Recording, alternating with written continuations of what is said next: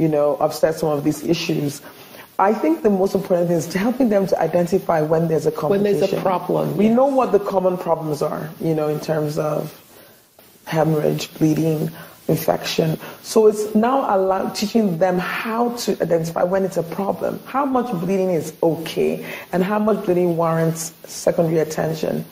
And it's not only identifying those complications, but also being able to say it's time for them to move. Yes. Because, timing is very important. If you see bleeding and you think, oh, it's not that bad, by the time it gets really heavy, between the rural area to the nearest hospital, you can see that they're not going to make it. They might die just on the way getting there. Yeah. The same thing with blood pressure issues. It's just identifying when this is a problem. This patient needs to now be seen by someone more skilled than they are in this area.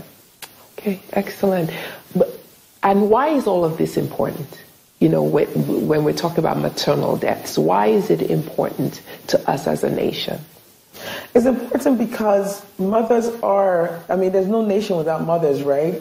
And I think that, when mothers die, the family is seriously affected. These kids are now without mothers, and sometimes what we see, even in the urban areas, when mothers die, the fathers abandon the children. They feel they cannot take care of the kids, they can't raise the children, and the kids end up becoming orphans and end up in the orphanage. So it really does affect how we are as a nation, and that's why I think maternal health has become such an issue all over the world. Yes. Because we know that when women die, the family dies. Yes. And we can't afford for that to happen and believe that we'll have a great nation.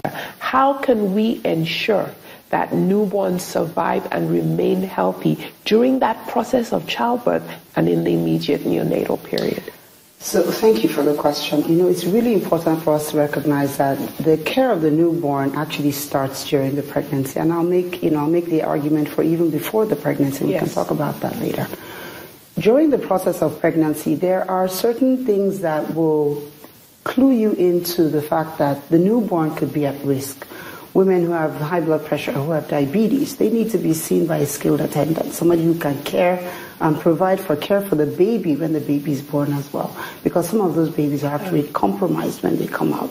Women with short stature, they need to be... short women. Yes, short women.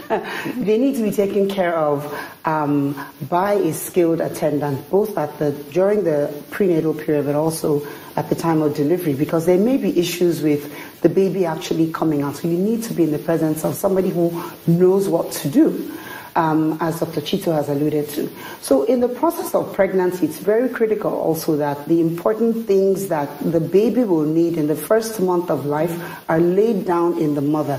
So iron, in order to make sure that the baby is not born with a low blood count to start with. Calcium, in order to make sure that the baby is healthy at birth and can meet all the milestones, all the normal developmental. And then we go to the actual delivery. At the time of delivery, we know that more than half of our women are still not delivering in the presence of a skilled birth attendant or in a hospital. So at the time of delivery, there are 6 cleans we talk about, where at least people should have access to.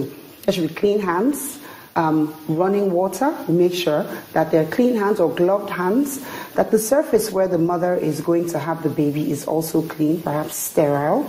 We ensure that whatever it is that we use to cut the baby's cord is clean, is sterile. So we don't allow old blades, used blades, those types of things. Everything has to be clean and prepared for the delivery. In addition to that, the tying off of the cord, right, is to be done with the sterile instrument. Sometimes we have cord clamps.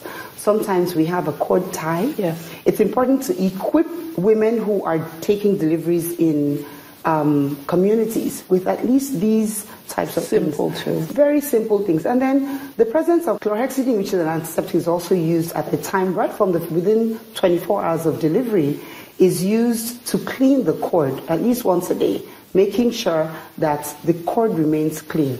And then we also have to remember, when the baby is born, the baby comes out a bit wet, cold. Baby has to be wrapped up in clean towels, clean cloths, and cleaning up of the mother, the birthing area, as well as whatever the mother is wrapped up in. Clean, clean, clean, clean, clean, clean, clean, clean. Very critical.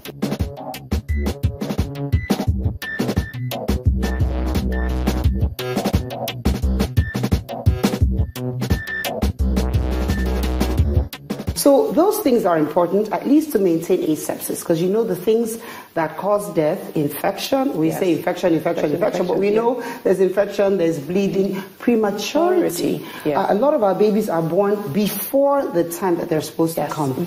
In many parts of the world now, and in Nigeria, this was actually first piloted by a Nigerian pediatrician, kangaroo mother care. And kangaroo mother care is actually very useful because it keeps the baby warm and protected, and it's skin-to-skin contact between mother and baby, especially when babies are very small, preterm. It's also important for early initiation of breastfeeding. So when the baby is first born, we say place the baby skin to skin with the mother.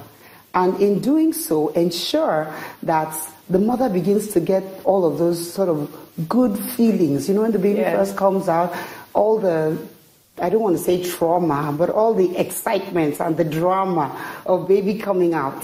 The next thing is skin-to-skin contact with the baby, and as much as possible within 1 hour of birth, initiating breastfeeding.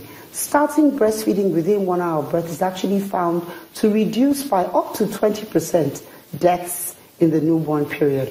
And that's because the earliest milk that comes out contains very highly effective antibodies, which you want, if you want to call them the antibiotics of the newborn period. Okay, these are important as well. And then breastfeeding exclusively for 6 months. That's critical. That actually has the highest impact on infant survival. Terrific. I'm so glad you mentioned all of those things, because I think it's something that we're going to have to keep emphasizing and re-emphasizing, because we can't hear it too much. Because you're still finding today people who are breastfeeding who are getting pushback from mother-in-laws and grandmothers. You know, so this is something, pushback about breastfeeding, or trying to breastfeed in a public place, covered. You're not seeing anything but getting pushback from people around as to why you're doing that here.